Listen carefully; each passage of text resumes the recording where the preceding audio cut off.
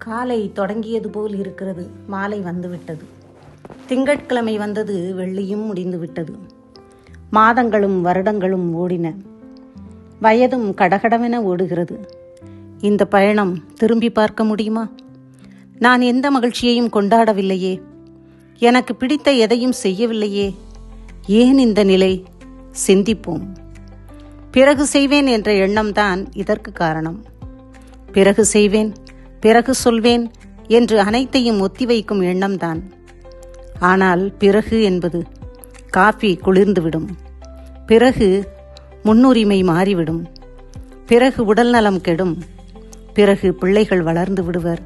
பிறகு பெற்றோர் உதிர்ந்து விடுவர். இரவு பகலாகும், பகல் இரவாகும், வாழ்க்கை முடிந்துவிடும்.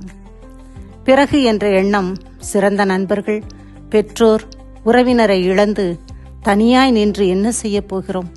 எனவே இன்றே செய்வோம், நன்றே செய்வோம். வாழ்க்கை இனிமையானது.